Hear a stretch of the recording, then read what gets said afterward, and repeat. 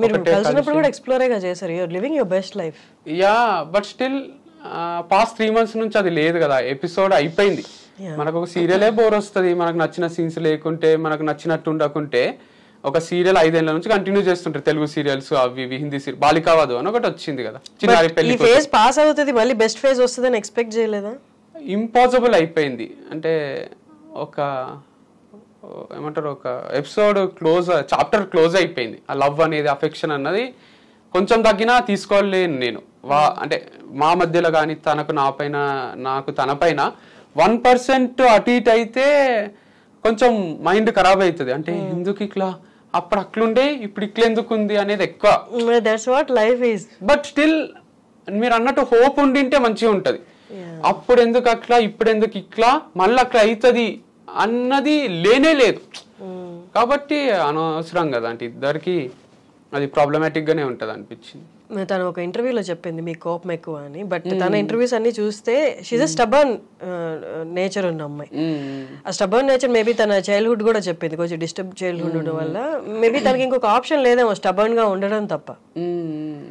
Did you try to understand, అంటే తన perspective లో అండర్స్టాండ్ చేసుకోవడానికి ట్రై చేశారా?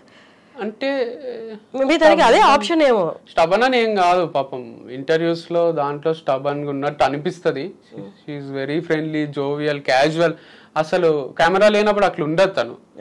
కెమెరా అంటే కొంచెం అది అదే కొంచెం బిగుసుకపోయింది, మనకే అవుతుంది, తనకి అలవాటు లేదు కాబట్టి తను స్టిఫ్ అయిపోతుంది అంతే. ఒక ఏదో ఇక లైఫ్ లా కొంచెం సీరియస్నెస్ వచ్చినట్టు ఉంటది. But she's totally casual, friendly and ఒక లవబుల్ పర్సనే. మనకు ఎవరికైనా డైరెక్ట్ ఉంటే ఫ్రెండ్షిప్ చేయబుద్ధి అవుతుంది, అట్లాంటి క్యాండిడేటే. కాకపోతే అది నేను అంటున్నా కదా, అదొక డిఫరెంట్ వరల్డ్, తనది నాదొక డిఫరెంట్ వరల్డ్. ఇద్దరం కలిసి ఒక వరల్డ్ నిర్మించుకున్నాం, ఆ వరల్డ్ ట్రావెల్ చేసినాం for the benefit of society.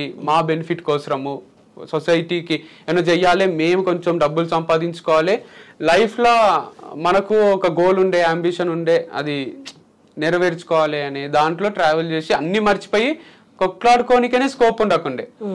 So కోపం కూడా పెద్ద రీజన్ ఏం కాదు, నాకు కోపం ఎక్కువనే, కానీ ఎక్కువ అంటే ఇక అంత పిచ్చి పిచ్చిగా ఏదో అన్ని తీసుకొని పగల కొట్టడమో ఇంకోటో కాదు.